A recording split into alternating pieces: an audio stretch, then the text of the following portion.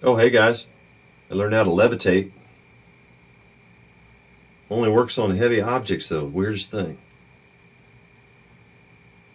No, I'm just kidding. It's a freaking hammer on a string for Pete's sakes.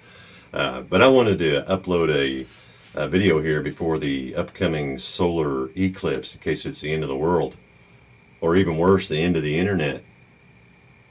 But seriously, I realized I hadn't uploaded any suspended videos, moving suspended targets, things that are hanging from a string. And that's a great way to practice. When I first got started with telekinesis, like in 2011, um, balancing and hanging targets was my favorite way to practice. And I realized when I was watching my friend's video, Oleg, what's up, that I hadn't uploaded any suspended videos. So I want to get this out there, like I said, before the end of the world. And not only that, but it's one of the easiest ways to practice. Now, I've already got a few moves under my belt in case I fell on my face. But I wanted to try to do something, if I can get a stagnant target here. I wanted to try to do something just live, so to speak, like right after I'm talking. Because it's really hard for me to talk and then do it, or talk while I'm doing it. So I was going to try to do that real quick. And plus, I wanted to do that silly, act like I'm levitating a hammer thing. But anyway, I just want to put this out there and really, really encourage everyone to work with suspended targets, especially if you're just starting out, because you get a little bit of movement gets a big reward. So well, in case if it really is the end of the world, it's been an honor sharing this journey with you, and I'll see you on the other side. So I'm going to try to get this thing turning clockwise. Bear with me just a moment. Prepare to be amazed.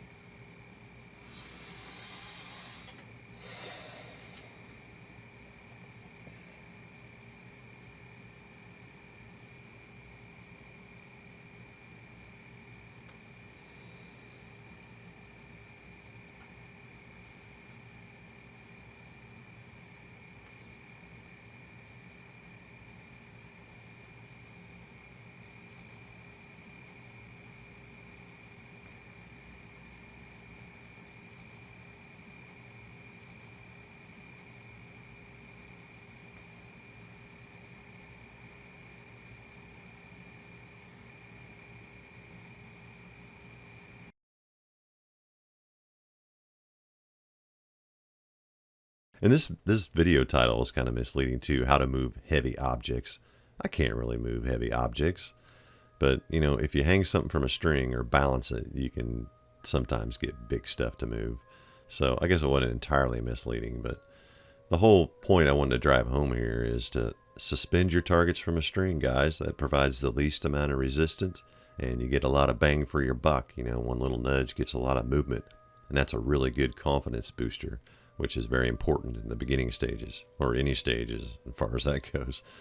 But this hammer was a crappy choice. I'm obviously showing off. I worked with a number of targets. I did a pop can and a sheet of paper, a piece of cardboard, and an egg carton.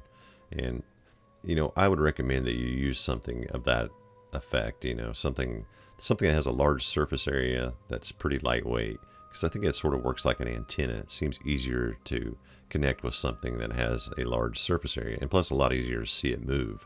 This hammer moves quite a bit by my standards, but unless you're paying attention, you won't even notice it's moving.